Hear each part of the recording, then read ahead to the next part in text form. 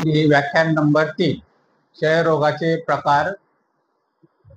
नमस्कार. आपल्या क्षयरोग जनजागृती मालिकेमध्ये पुन्हा एकदा हार्दिक स्वागत. मी डॉक्टर राजेंद्र ननावरे, पल्मोनॉलॉजिस्ट, मुंबई, महाराष्ट्र. आज आपण क्षयरोगाचे विविध प्रकार समजून घेणार आहोत.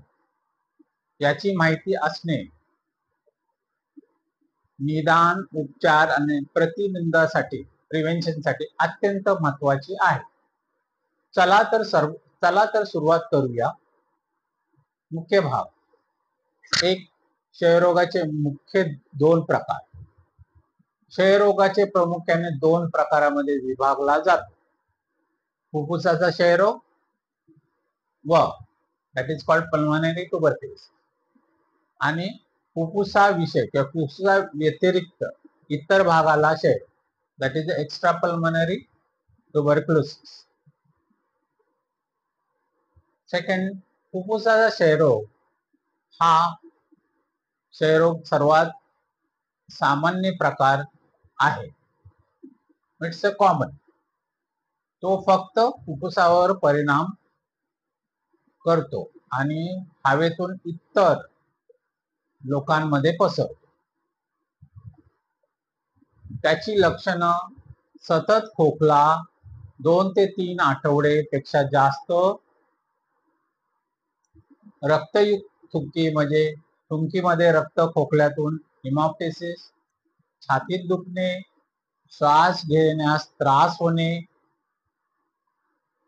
ताप येणे, रात्री घाम येणे व वजन कमी होणे. योग्य उपचार न केल्यास हा प्रकार जीवघेणा ठरू शकतो आणि संसर्गही असतो. तिसरा प्रकार, फुफ्फुसा शिवाय इतर भागांचा क्षय, that is extra pulmonary tuberculosis. या प्रकारात क्षयरोग फुफ्फुसा व्यतिरिक्त इतर अवयवांना बाधित करतो. विशेषतः ज्यांची रोग प्रतिकार शक्ती कमी आहे, उदाहरणार्थ HIV रुग्ण, यांच्यात हा प्रकार जास्त दिसतो. सामान्य प्रकार. लसिका ग्रंथी क्षयरोग, लिम्फ नोड ट्युबरक्युलोसिस, गळ्यात किंवा बगलमध्ये गाठ येणे, मणक्याचा क्षयरोग, दॅट इज स्पायनल ट्यूब, त्याला पॉट्स डिजीज ही म्हणतात. त्याच्यामध्ये पाठदुखी, वाकणे, मेंदूचा क्षयरोग, TB मेनिंजायटिस, डोकेदुखी,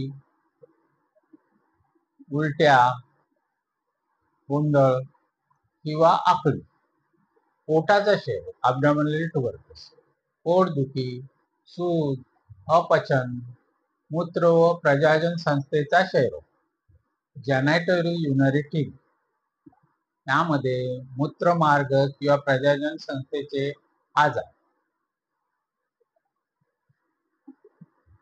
फुफ्फुसा बाहेरील क्षयरोगाचे निदान थोडे कठीण असते, कारण लक्षणं स्पष्ट नसतात, नॉन स्पेसिफिक सिम्पटम असल्यामुळे. सुप्त क्षयरोग म्हणजे लॅटेंट ट्युबरक्युलोसिस आणि सक्रिय क्षयरोग म्हणजे ऍक्टिव्ह ट्यूब.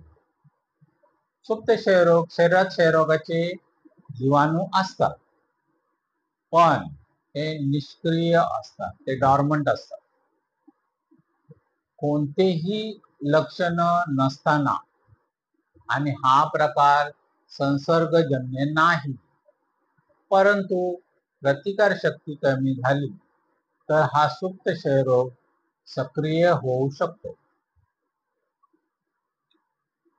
सक्रिय क्षयरोग म्हणजे ऍक्टिव्ह ट्यूब. जीवाणू सक्रियरित्या वाढतात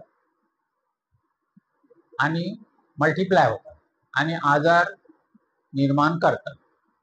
सक्रिय TB संसर्गजन्य असतो आणि त्वरित उपचार आवश्यक असतो. महत्वाचा मुद्दा. जगातील अंदाजे 1/3 लोकसंख्येला सुप्त क्षयरोग आहे असा अंदाज आहे. औषध प्रतिकार क्षयरोग, ड्रग रेसिस्टंट ट्युबरक्युलोसिस. कधी कधी क्षयरोग जीवाणू सर्वसामान्य औषधाला प्रतिकारक बनतात किंवा प्रतिरोधी बनतात. त्याचे प्रकार MDR TB, multi drug resistant TB, आयसोनियाझाइड आणि रिफॅम्पिसिन, म्हणजे INH आणि रिफॅम्पिसिन नावाच्या औषधाला, या दोन्हीचा प्रमुख औषधांना प्रतिकारक किंवा प्रतिरोधी रेसिस्टंट असतात. XDR TB, extensive drug resistant TB, आणखी जास्त औषधांना प्रतिकारक असते. अशा प्रकरणामध्ये उपचार जास्त गुंतागुंतीचा, कॉम्प्लिकेटेड आणि दीर्घकाळ म्हणजे क्रोनिक चालणारा असतो. शेवटी म्हणून मित्रांनो, क्षयरोग फक्त मर्यादित नाही, तो शरीराच्या विविध अवयवावर परिणाम करू शकतो.